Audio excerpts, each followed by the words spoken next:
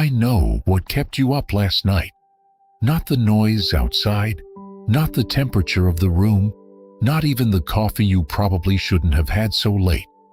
It was something else, something quieter, heavier, the kind of weight that doesn't announce itself, but settles into your chest like a stone finding the bottom of a river.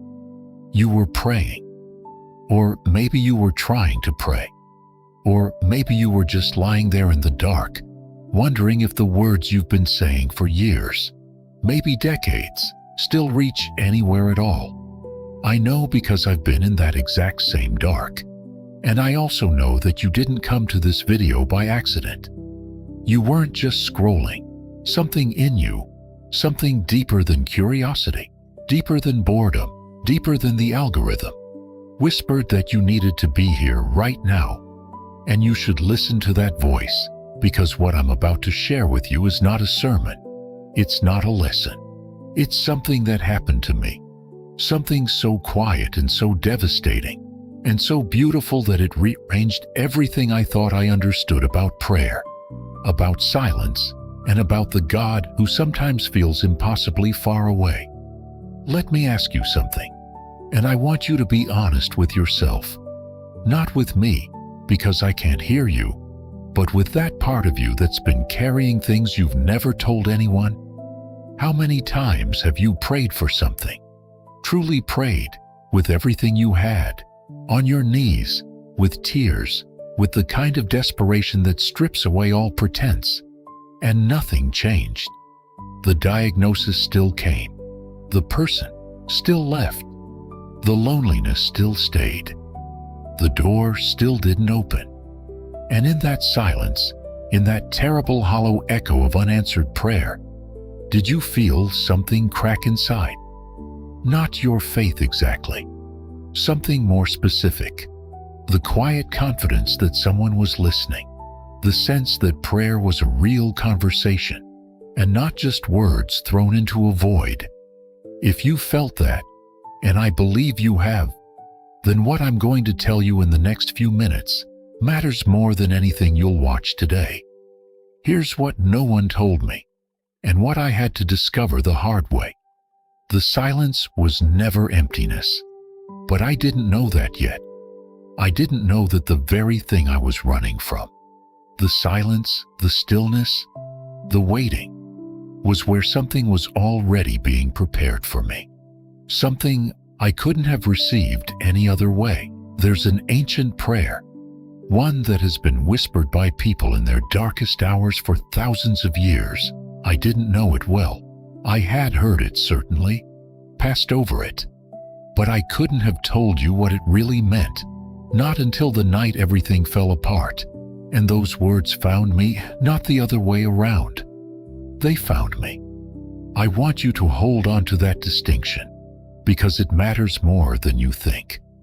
The words of that prayer begin with an impossible claim, an assertion so bold it sounds almost reckless, that the one who made the vastness of the night sky has searched you, not glanced at you, not observed you from a distance, searched you the way someone searches a dark room for a child they cannot find, desperately, thoroughly, without rest until the searching is done. And that same ancient voice says something else, something that, when I finally heard it, made me sit up in the dark at 3 a.m. with tears I couldn't explain. You know when I sit and when I rise. You perceive my thoughts from afar. Read that again in your mind, slowly. You perceive my thoughts from afar.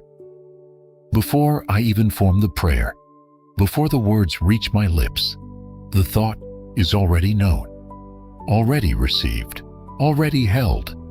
But if that's true, if the searching is real, if the knowing is that deep, then why does it sometimes feel like nobody is there at all? I asked myself that question for years, and the answer I found was not what I expected. It was not what any preacher told me. It was quieter, simpler, and infinitely more powerful. And it started with a single night when I stopped asking God to speak, and for the first time, let Him listen. But I'm getting ahead of myself. That night, I mentioned the night everything fell apart. I wasn't doing anything heroic. I wasn't kneeling. I wasn't even sitting up. I was on the floor of my bedroom, back against the wall, with nothing left to say. Not because I'd run out of words, but because I'd finally run out of the kind of words that try to control things. You know those words. The prayers that are really instructions. God, fix this. God, change that person. God, open this door. God, close that one. We've all done it. We package our demands in spiritual language and call it faith. But if we're honest, and tonight, let's be honest, what we're really saying is, I know better. Here's what you should do. Get on it. I'm not judging that. It's human. It's what we do when we're scared and the ground is shaking. But that night, I had nothing, no plan, no proposal, no 5-step solution to present to the Almighty. I was empty. And in that emptiness, in the absolute terrifying absence of my own voice, something shifted. Not dramatically. No thunder. No light breaking through the ceiling. Just a subtle change, like the moment the wind stops and you realize you've been hearing it all along. The ancient words I mentioned, the ones that found me, they came back. Not in my voice, not as something I was reciting. They arrived the way the scent of rain arrives before the storm. Unmistakable, uninvited, and impossible to ignore. You discern my going out and my lying down. You are familiar with all my ways. Familiar, not aware, not informed. Familiar. The way your oldest friend is familiar with your habits. The way you tap your fingers when you're anxious. The way you clear your throat before saying something difficult. That kind of knowing. The kind that doesn't need explanation because it was there before the explanation. And here's what stopped me cold. If God is that familiar with my ways, every step, every rest, every path I've walked and every one I've avoided, then the silence I'd been interpreting as absence was something else entirely. Something I hadn't considered. Think about this with me for a moment. When someone who loves you is silent, not because they've left, but because they're listening, how does that silence feel? It feels different from the silence of someone who's gone. You can feel the presence in the quiet. You can feel the attention, the weight of being heard. I had been treating God's silence like abandonment. But what if it was attention? What if the very thing I was running from, the stillness, the pause, the waiting, was not the absence of an answer but the presence of a different kind of response? Here's what I didn't understand yet, and what I want you to sit with. Prayer had always been about my voice, my words, my requests, my timing, and I had never, not once, not in decades of faith, considered that maybe the most powerful prayer is the one where I stop talking. But that raises a question I wasn't ready for. If I stop talking, if I stop demanding, if I stop presenting my list, then what exactly am I doing? What is prayer when it's no longer a request? What happens in the space between the last word and the first breath of something new I found out? And it was nothing like what I expected. What I discovered in that silence wasn't nothing. It was the hardest thing I've ever encountered. Harder than the prayers that went unanswered. Harder than the nights I spent begging for a sign. It was the terrifying possibility that God hadn't been silent at all, that He had been speaking the entire time, and I simply couldn't hear Him over the noise of my own voice. Think about a river. Not a violent, rushing river. The kind that drowns everything out. I mean one of those deep, slow rivers you find in certain parts of the country. The ones that look still on the surface but are moving powerfully underneath. If you stand on the bank and shout, your voice bounces off the water and comes back to you. It feels like the river is answering. But it's just your own echo. The river itself makes almost no sound, and yet it is moving, carrying everything with it, reshaping the land it touches, feeding the roots of trees a mile from its banks. That's what I had been doing with prayer, shouting at the river and mistaking my echo for a response. The ancient words kept working on me, not as a text I was studying, but as something alive, something that had been waiting for me to quiet down enough to hear it. The voice of that prayer said, "Before a word is on my tongue, you, Lord, know it completely. Completely, not partially, not roughly, not the way a friend finishes your sentence because they've heard the story before. Completely, the way someone knows a song they wrote themselves. Every note, every rest, every place where the silence between the notes is actually part of the music." And that's when it hit me, with the force of something I couldn't have prepared for. The silence between the notes is not empty. It's part of the song. I had spent years, decades, treating the silence in prayer as failure, as the gap where the answer should have been, as proof that something was broken in the connection between me and God. But what if that silence was the most intentional part? What if God wasn't waiting for me to finish praying so he could respond? What if the silence was the response? What if, in the same way a loving parent goes quiet when their child is finally ready to listen, God had been holding space for me to stop performing and start receiving? I want you to think about your own life for a moment. Not the big dramatic moments, the small ones. The morning you woke up before the alarm and felt a strange peace you couldn't explain. The afternoon you were driving and something in the sky, just light through clouds, nothing extraordinary, made you pull over and sit there for a minute without knowing why. The evening someone crossed your mind and you felt an urge to pray for them, and you never found out why, but something in you knew it mattered. Those moments, you've had them. We all have. And we dismiss them. We file them under coincidence or intuition or just one of those things. But what if they were something else entirely? What if the prayer you stopped saying with your mouth had been continuing without you? In the deep, quiet river beneath the surface of your life, there's something else in those ancient words that I almost missed. Something that shifted everything once I saw it. The prayer doesn't say God knows your words. It says He knows them before they are on your tongue. Before. Which means the prayer that matters most may not be the one you say. It may be the one you haven't figured out how to say yet. The one that lives in the ache, in the sigh, in the longing you can't articulate. But here's where it gets uncomfortable. Because if that's true, if God has been present in the silence, speaking in the spaces between your words, then something is being asked of you, something you may not be ready for, something that requires you to let go of the one thing you've been holding on to as proof of your faith, the need to be heard. And I wasn't ready. Not yet.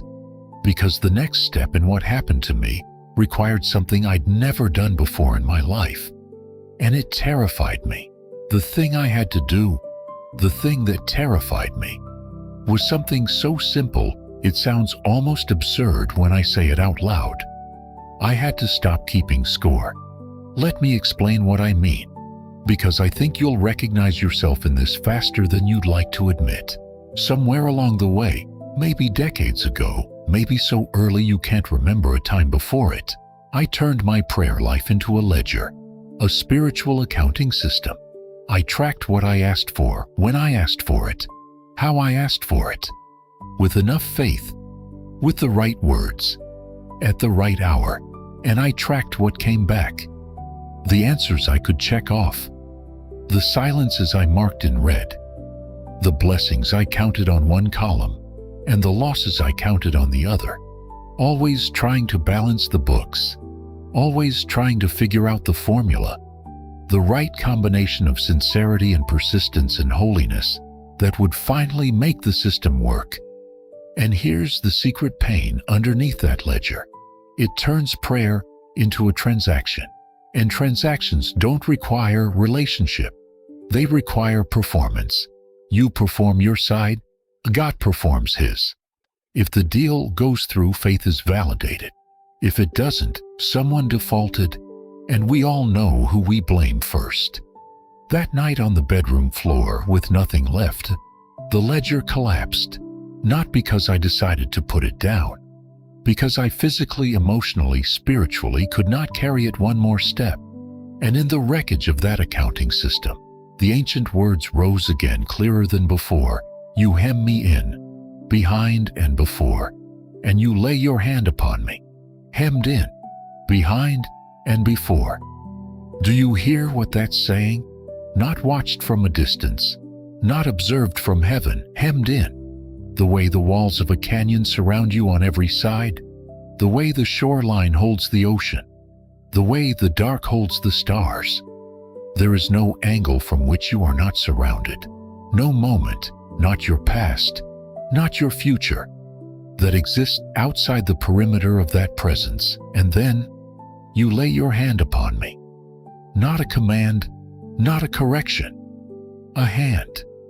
The kind of touch that says, I'm here. I've got you. You don't have to hold yourself together anymore. I had spent my entire prayer life trying to reach God, working to close the distance, climbing, striving, building a tower of words tall enough to reach heaven. And all along, the psalm said, had always said, that he was already here. Not at the top of the ladder, not at the end of the effort. Here, surrounding me, touching me. Before I opened my mouth, behind me in the things I'd already survived, before me in the road I hadn't walked yet. The hand was already on my shoulder. I just couldn't feel it because I was too busy performing. And this is where it started to shift, where the something that was being prepared in the silence began to take shape. Not as an answer to a prayer I'd been saying, but as the answer to a prayer I'd never known how to articulate. The one that lived beneath the list, beneath the requests, beneath the performance, the deep, wordless ache to stop striving and simply be held. But there was one more layer, and this one is the one that broke me open, gently like spring breaking through frozen ground that had been hard for years. The psalm asks a question that I had never heard as a question before. Where can I go from your spirit? Where can I flee from your presence? It sounds rhetorical, but I realized, lying there in the dark, that I had spent years trying to answer it, not with words, with my life, trying to go somewhere God couldn't find me, hiding in busyness, hiding in anger, hiding in the numb routine of a faith that had become performance without intimacy. And the answer came, not as a verdict, but as the gentlest thing I've ever felt. Nowhere. There is nowhere. Not because you're trapped, but because you're known. The way a child is known by a parent who has memorized every freckle, every laugh, every fear. But knowing the answer is only the beginning. What happened next, in the minutes that followed that realization, is something I'm still trying to put into words. Because it wasn't a thought. It wasn't a feeling. It was something that happened to me. Something I couldn't have manufactured or predicted or earned. And it's the thing I've been circling this entire time. The thing at the center of everything. If you've stayed with me to this point, you're exactly the kind of person I hoped would find this video. Not because everyone else is wrong, but because something in you chose to keep listening when it would have been easy to click away. That's not willpower, that's hunger. And hunger for something real is the rarest thing in the world right now. So let me ask you something simple. Subscribe to this channel, not for numbers, for you. Because what happened to me that night didn't end that night. It kept unfolding. And every video I create is another piece of that unfolding. Another layer of the discovery I'm still walking through. If this resonated, there's more waiting that will meet you exactly where you are. Subscribe and let's walk this together one day at a time. You know, there's something the years teach you that nothing else can. And maybe this is why it matters so much that you're here. At this age, at this stage, you learn that the things you fought hardest to keep were never the things that held you together. The job you were terrified of losing, the relationship you begged God to preserve, the version of your life you kept praying would come back. Those things were never the foundation. They were the furniture.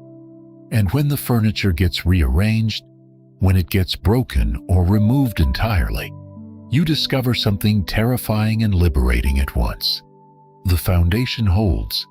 It always held. You just couldn't see it beneath everything you'd piled on top. And that foundation, that's what I was about to touch. That night on the bedroom floor, the psalm was still speaking. The words that had found me in silence were now pulling me toward something I couldn't have reached by effort, only by surrender. If I rise on the wings of the dawn, if I settle on the far side of the sea, even there your hand will guide me. Your right hand will hold me fast. Even there, even in the places you fled to, even in the far side of every sea you've crossed, every loss, every silence, every year you spent wondering if you'd been forgotten, even there, his hand, guiding, holding fast, not letting go. And what happened next, in the silence that followed those words, is the thing I've been circling this entire time, the center of everything. The thing that didn't just change my prayer life, it changed me. Here's what happened.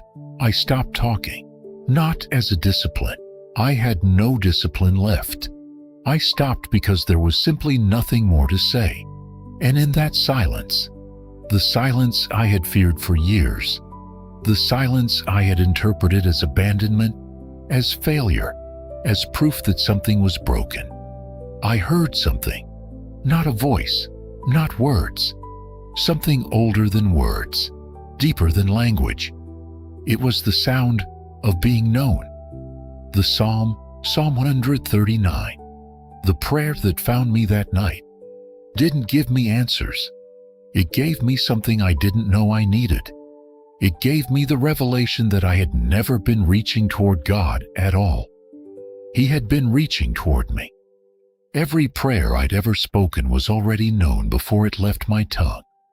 Not because my words didn't matter, but because the one who made me didn't need my words to find me. He had already found me. He was already there.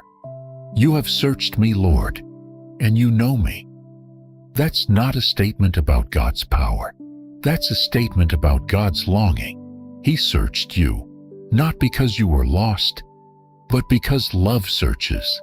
Love always searches.